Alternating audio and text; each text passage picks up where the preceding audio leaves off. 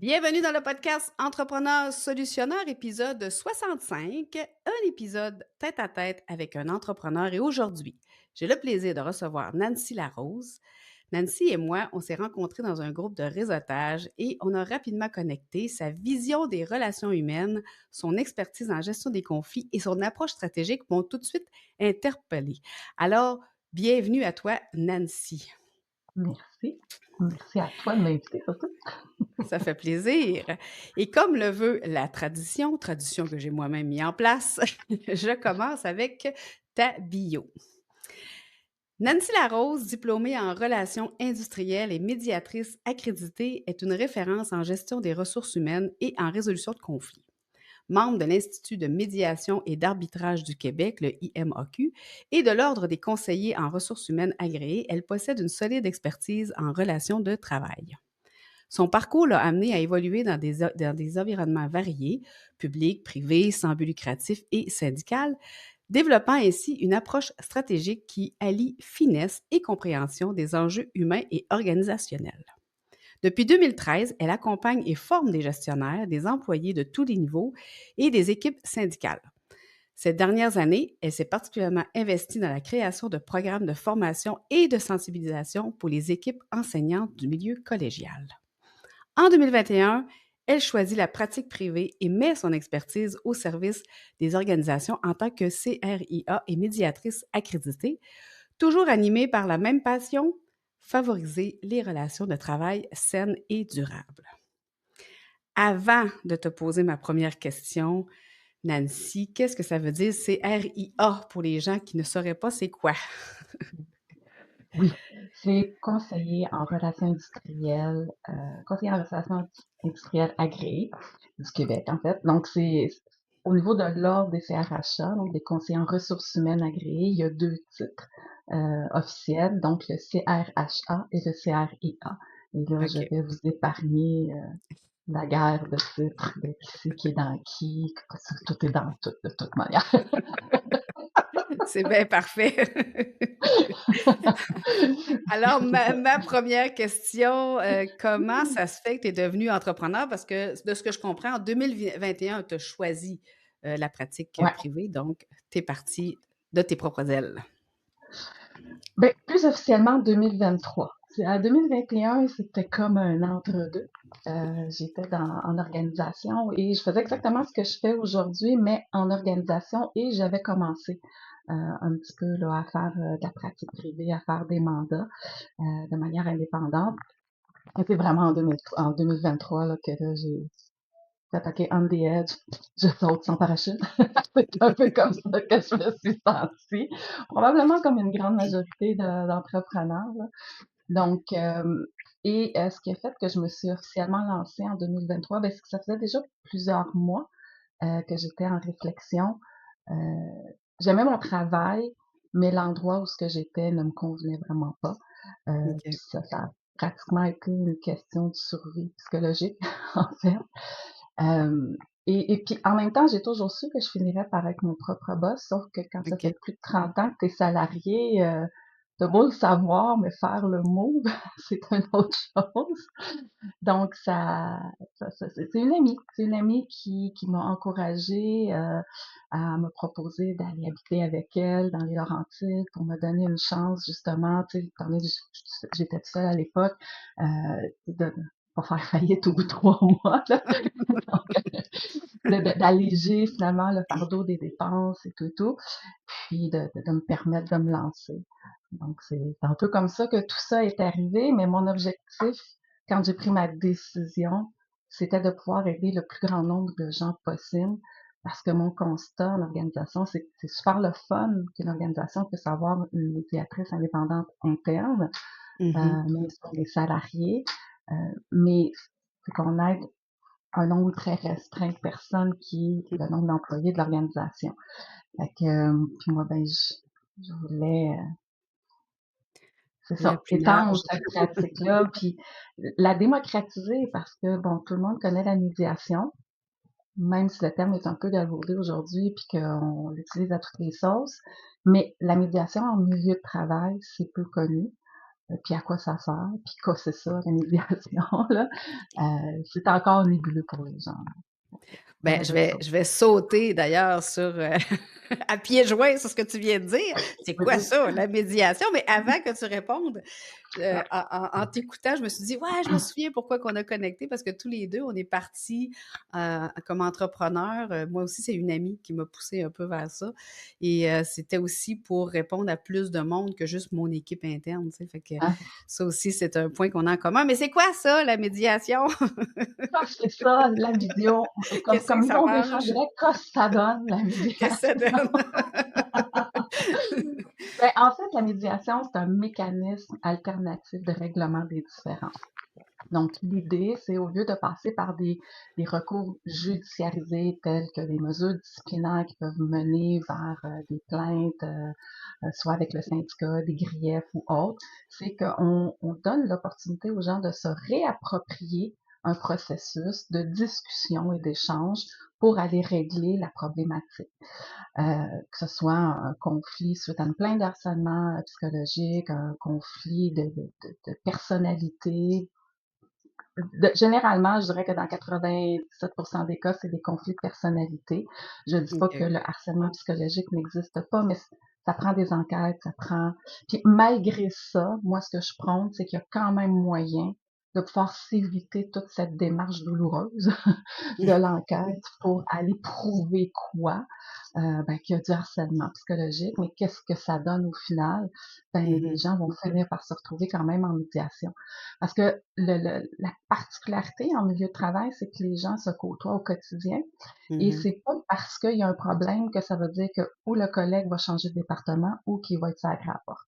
Donc, il faut quand même continuer à travailler avec cette personne-là.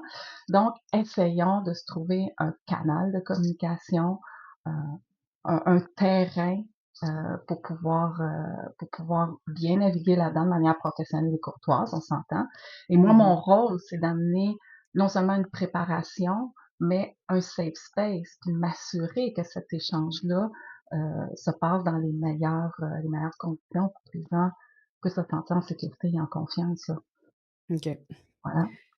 Puis, tu sais, je t'écoute là, puis je me dis, ça doit être très utile d'y aller peut-être en préventif versus y aller, quand ça a déjà pété.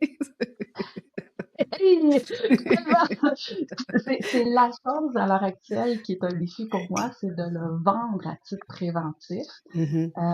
Parce que, ben, l'humain étant ce qu'il est, on attend que ça nous pète en pleine face. On fait comme ah ben coudonc, j'ai besoin d'aide. Fait que là, on va appeler une fille qui va arriver puis qui va éteindre un peu les feux. Mais oui, c'est d'autant plus un outil incroyable de pouvoir l'utiliser en amont ou quand on voit qu'il y a quelque chose qui commence à grenouiller entre deux personnes ou quand dans une équipe, on voit déjà qu'il y a des clashs ou, tu sais, là, on a 4 générations simultanément en milieu de Mmh. travail, on a du multiculturalisme à côté. Euh, c'est comme à un moment donné, tout ce beau monde-là ont des backgrounds, des visions, des compréhensions différentes. Euh, faut rallier tous ces beaux personnages-là ensemble, là, tu sais, pour que ça nous donne une équipe unie. Donc oui, tu sais, à partir du moment qu'on commence à voir qu'il y a quelque chose, puis même avant même qu'il y ait quelque chose qui grenouille, il n'y a rien qui empêche d'ouvrir une discussion en safe zone où est-ce qu'on dit, mais c'est quoi nos attentes, c'est quoi notre sémantique, tu sais, une urgence, c'est quoi ça pour nous autres, Mmh. c'est quoi le respect pour nous autres, de définir les règles, dans quel cadre on veut naviguer, puis signer un engagement d'équipe, là. Il n'y a rien de mieux que de mettre des bases claires dès le départ pour que si après ça accroche, parce qu'on va se le dire, là, Mmh. l'humain, on est des êtres relationnels, il va toujours y avoir des accrochages, mais c'est comme dans n'importe quoi, on peut mettre des mécanismes pour les prévenir le plus possible. Et par la suite, ben, ça peut arriver, là, je veux dire, faut pas se taper sur la tête non plus quand ça arrive, là. On s'entend. C'est chasser le naturel et il revient au galop. Hey! Hey! Des fois, c'est pas un bon débat, mais des fois, ça fait mal. Puis qu'est-ce qui a fait que tu as décidé de faire ça plus en entreprise qu'au privé, par exemple avec des couples ou des familles? Y a-t-il une Ah ben, il raison y a des particulière? restrictions. Il y a OK. des restrictions. Tu sais, mettons au niveau familial, ben ça, c'est très, très réglementé. C'est des avocats, des travailleurs Ah, sociaux, OK. qui peuvent faire, je pense les notaires, je ne veux pas trop m'avancer, qui peuvent faire la médiation familiale. Au niveau des couples, je peux le faire si c'est basé sur la communication. C'est pas mon expertise, le couple. Mon objectif, ça serait pas de faire une thérapie de couple. Et donc, c'est pour ça que c'est souvent ramené chez les psychologues parce que OK. il y a des débites en background, des fois, qu'il faut régler. Mais si on se base uniquement sur la communication, je pourrais le faire aussi. Mais OK. mon expertise, à travers le temps, s'est développée dans les relations de travail, OK. dans mes expériences de travail. Puis avec mon bac en relations industrielles, ben nécessairement, ça tourne autour des milieux de travail. Fait on m'avait donné un conseil en partant en affaires, c'était focus sur ce que tu veux faire et sur ton expertise. Ben, c'était la médiation en milieu de travail. J'ai C'est bon. focusé Ça, c'est là-dessus. important. C'est qui qu'on veut servir, c'est pas toute la planète. Non, mais puis oui, puis en même temps, le monde du travail est large, là. Ça peut Mmh. être 2 employés, un gestionnaire, un employé, des gens dans, 2 gestionnaires. Ça peut être, un client avec un propriétaire d'entreprise. Ça peut être intergénérationnel dans le transfert d'entreprise. Écoute, ça peut être des associés. C'est large, là, le monde du travail Fait que malgré même tout, là. dans le milieu du travail, tu as une spécialité? Oui, Oui, OK, c'est bon. C'est beaucoup plus clair. moi, ben, des fois, je me lance, là. C'est pas Non, tant parce que, tu clair. sais, le mot médiateur, médiatrice, tu sais, on peut l'associer à plein de choses. Mmh. Rapidement, ça peut être justement, tu sais, un problème de couple, mais en plus, en milieu de travail, tu viens de l'expliquer, ça peut être, tu sais, entre collègues, ça peut être au niveau des niveaux hiérarchiques, et cetera. Donc, c'est vraiment intéressant Ouais. de spécifier. Puis, tu sais, c'est ça la clé du succès, c'est de dire c'est quoi ma cible, tu sais, pour aller chercher Oui, vraiment ces personnes-là. Ouais. exactement, exactement. Et là, depuis 2023, que tu m'as dit que tu t'étais lancée, on va s'entendre sur une chose, hein, les entrepreneurs, c'est un peu des montagnes russes. Je sais pas de quoi tu parles. C'est quoi ton truc à toi? Qu'est-ce que tu fais quand dans justement la montagne, elle descend un petit peu trop bas? Quand tu es dans le bas de la montagne? Il y a bien des affaires, bien, bien, bien des affaires. Euh, mais ça me prend une capacité d'être capable de me dire, OK, wow. À un moment donné, je sais pas, j'ai comme ce déclencheur-là qui est capable de me dire, something wrong. Ah, là, lâche tout, arrête. Il y a de quoi qui marche pas. Fait que, habituellement, ça me prend du sommeil et un pas de recul, puis de faire des choses que j'aime pour justement me sortir la tête de ça dans quoi je suis pris. Mmh. Parce que c'est une chose que je me suis rendu compte, et c'est l'avantage de partir fin quarantaine en affaires, c'est qu'on se connaît bien puis on Mmh. cible des choses assez rapidement. C'est que quand ça arrive, c'est que j'ai perdu mon objectif de vue, puis je me suis laissée entraîner dans un tourbillon qui est souvent relié à des stress, soit parce que j'ai pas été en mesure de bien gérer mon agenda, je me suis laissée embarquer dessus, je suis Mmh. trop fatiguée, il y a un million de choses là, qui peuvent embarquer. Fait que l'idée, c'est de me recentrer sur moi-même, de me recentrer sur mon objectif, puis habituellement, la nature m'aide vraiment beaucoup. OK. Je suis une fille qui a besoin d'eau dans la vie. J'aime l'eau. L'été, je cherche moi pas, je t'entends d'eau en quelque part. C'est un élément qui me ressource énormément. Fait que même juste le son de De chute, de l'eau. vagues, Mmh. je m'endors tous les soirs avec des vagues. Et OK. je pars plus facilement dans un profond sommeil qu'avec n'importe quoi d'autre, là. Donc, c'est quelque chose qui me ramène, c'est un mouvement, tu sais, calme et apaisant. Fait que la nature, les arbres, se ramener qu'on est quelque chose de si petit par rapport à quelque chose d'aussi grand que la nature, puis qu'on Mmh. fait partie de ça, ça, pour moi, ça ramène une perspective de dire, hey, attends une minute, ah, wow. Puis habituellement, euh, je suis rendue bonne parce que je suis capable de me ramener assez rapidement. Tu sais, dans les OK. pires moments, ça va me prendre une journée, Mais dans les moments où je me rends compte assez rapidement qu'il y a quelque chose qui va pas, des fois en 1 heure, je vais m'être ramenée, puis là, je vais faire comme, OK. Et que là, je vais prendre des décisions autrement. Des fois, je vais tout mettre de côté, justement, pour me permettre de mieux trouver ce qui va pas, finalement, le Mhm. something wrong. Tu sais, de l'identifier, là. Effectivement. Puis là, tu sais, je t'écoute depuis tantôt. Tu es partie à ton compte parce que tu voulais être ton propre boss. Bon, il y a des raisons X, Y, Z qui fait qu'on décide de partir en entrepreneuriat. Quelqu'un qui a le goût de partir, là, qui dit, moi, je suis comme, je suis pas bien, j'ai comme, qu'est-ce que tu lui donnerais comme conseil? Ouais, c'est ça. Bon, de ma personnalité très analysante, je dirais, en fait, il y a une psychologue. Il y a une psychologue dans la vie qui m'a dit, Nancy, quand tu veux prendre une décision, faut que tu t'assures d'évaluer 2 niveaux. Le côté cœur et le côté tête. Au niveau du Mm. côté tête, tu as une décision émotive et rationnelle, puis au côté cœur, tu as une décision émotive et rationnelle aussi.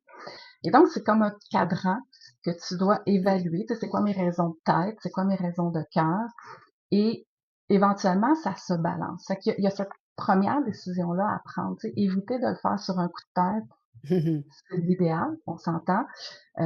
Moi, je suis partie sur un coup de tête. Ma décision était réfléchie, mais je suis OK. partie 1 mois plus tôt parce qu'il fallait que je parte. OK. Donc, financièrement, ça a eu un impact ce mois-là trop vite, mais je le regrette pas.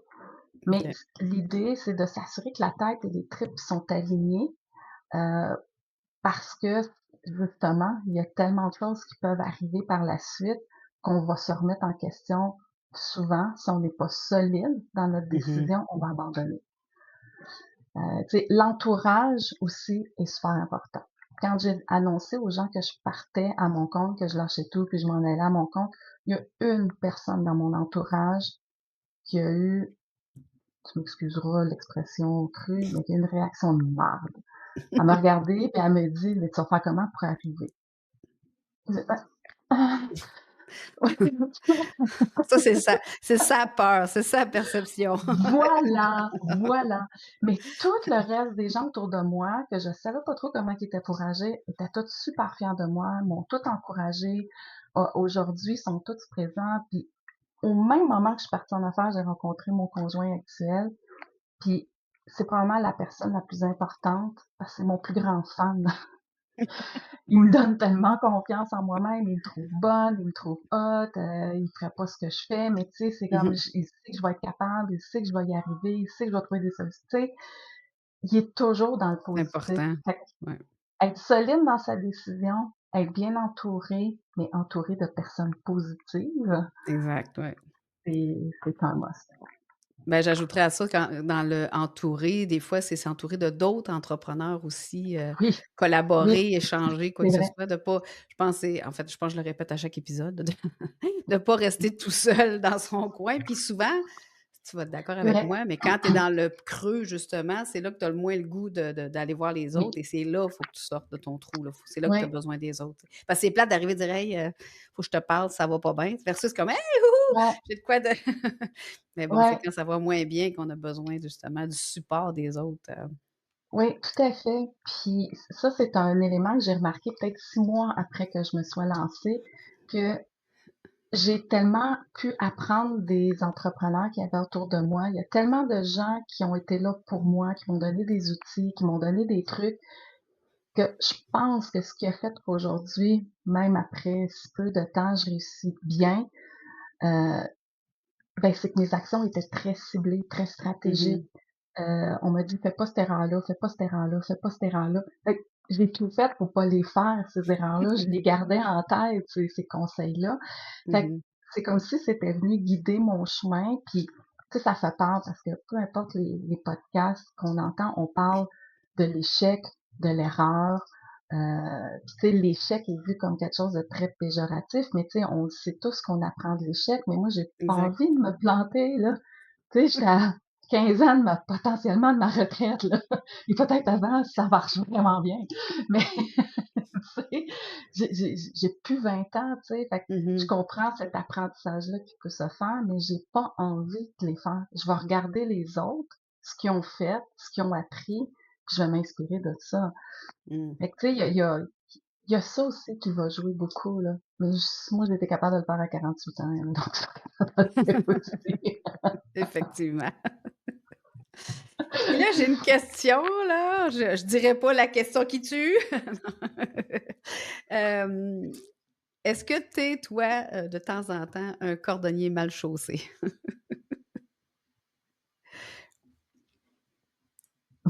Ben, tout le Oups! temps.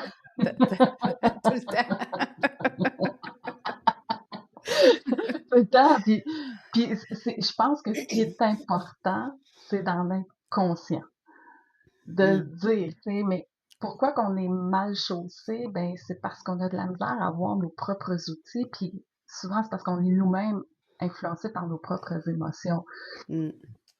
Tu sais, avoir un problème avec ton voisin quand tu fais de la médiation citoyenne pour justement des chicanes de voisins, puis que dans la vie, ta job, c'est d'être médiatrice dans les milieux de travail. Tu te remets en question, là.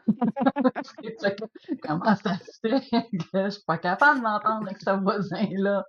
Mais en même temps, t'es impliqué toi-même émotionnellement. Donc, même les C'est ça. médiateurs Mmh. ont besoin de tiers neutres Ouais. pour venir les aider dans ce genre de situation.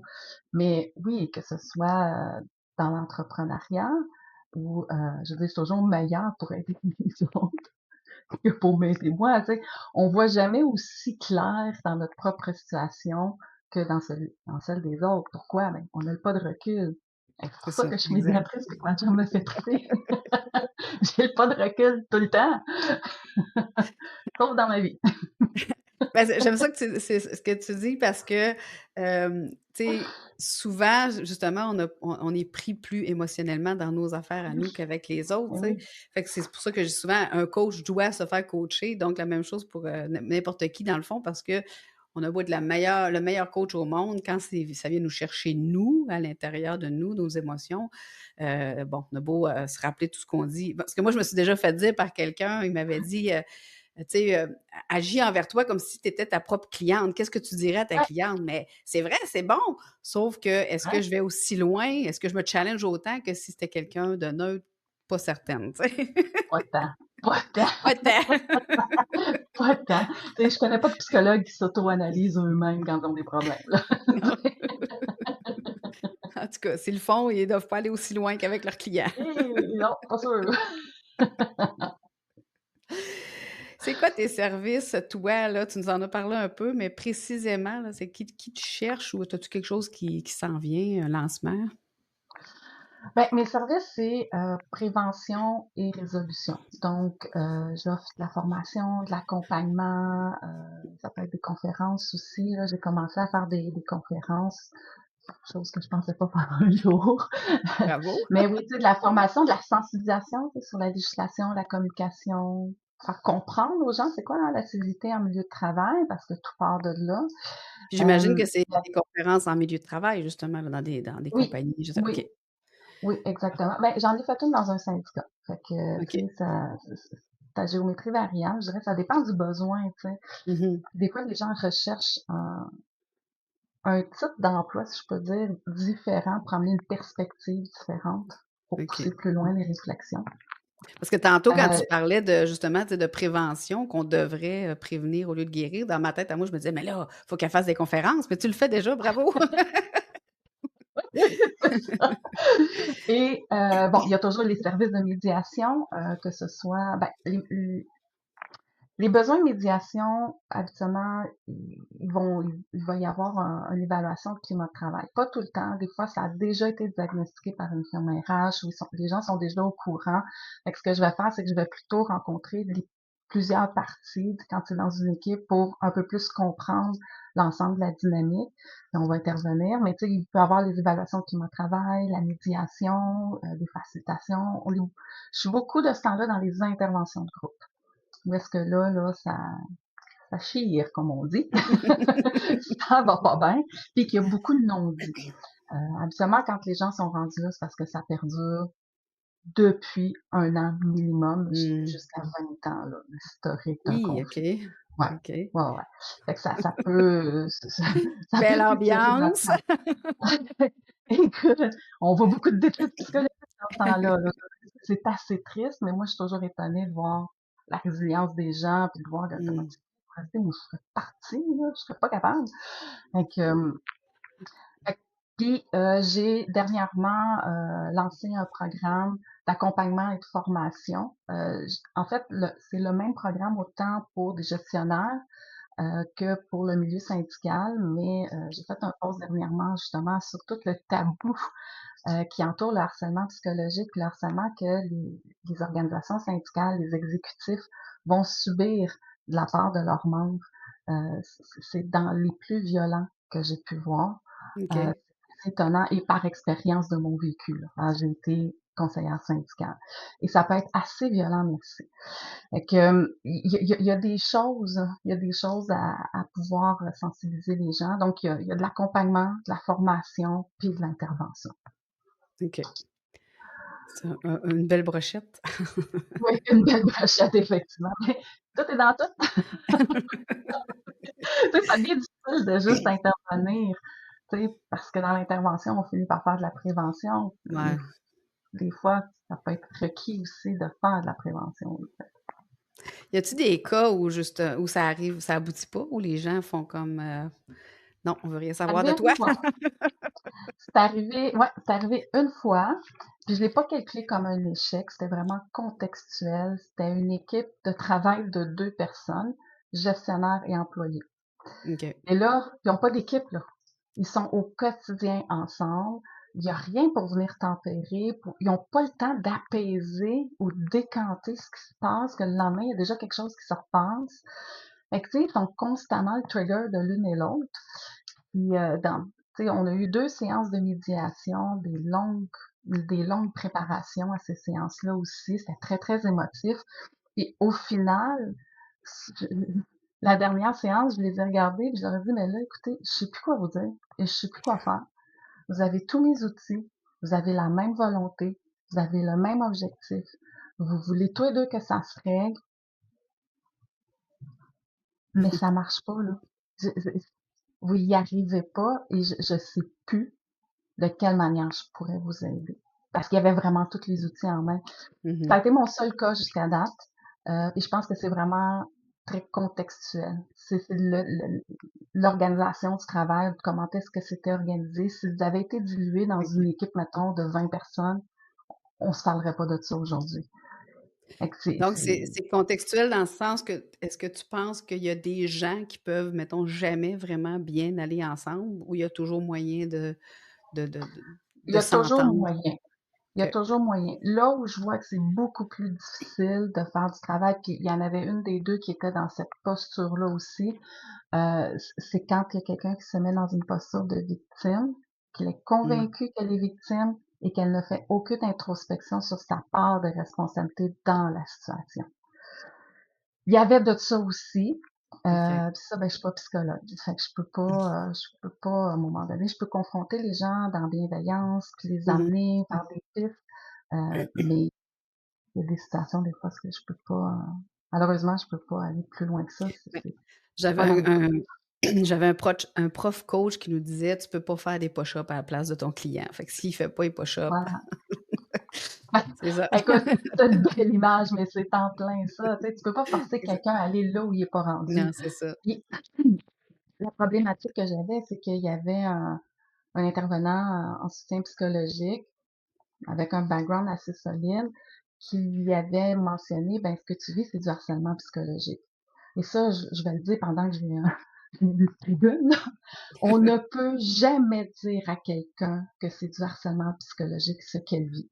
Ça prend une enquête, ça prend la version de l'autre. On n'est que dans les OK. perceptions d'une personne à ce moment-là et dans ce qu'elle vit.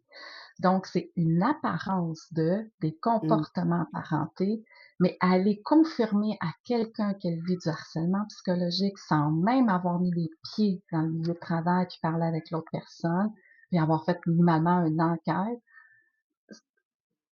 c'est comme de crier au loup, là, mais ça fait Mmh mh. encore plus de dommages parce que la personne se conforte dans cette posture-là. OK, je comprends. Et c'est souffrant, là, une posture de victime quand on est convaincu de quelque chose, là. Mais sortir de ce pattern-là aussi, après ça, c'est pas facile, là. Parce que le cerveau, étant ce qu'il est, il va valider. Il va chercher à Mmh. valider tout ce qui confirme sa perception. Fait que c'est un cercle vicieux qui rend les gens extrêmement malheureux, là. Fait que, s'il vous plaît, évitez. Le cerveau croit à ce qu'on lui dit, hein. Il est Voilà. bête et méchant comme ça, là, et c'est pour ça, moi, je travaille surtout sur comment on se parle à nous-mêmes aussi, mais le cerveau croit à Ouais, ce qu'on dit. Donc oui, exact. effectivement, c'est un très beau mot, mais c'est pas le mot de la fin. Non, Mais je l'aime bien par contre, mais est-ce que tu mais aurais on peut y aller comme ça aussi pour le mot de la fin. Sinon, ça pourrait finir par appelez-moi, jasez avec moi. Je veux dire, avant qu'il ça soit coûte trop rien. tard, avant que ça pète? Avant qu'il soit trop tard, parce que ça coûte rien.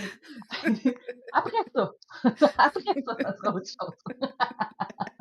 Ben, l'évaluation, puis échanger sur une situation, ça coûte jamais rien. Puis qu'est-ce que vous avez à perdre, en fond? D'appeler quelqu'un. Effectivement. Voilà.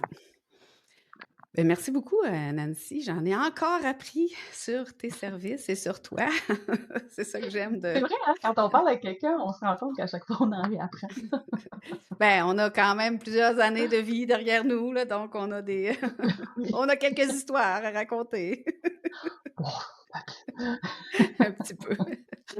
Ben, merci beaucoup, c'était vraiment intéressant. ben merci à toi. Ça a été un plaisir.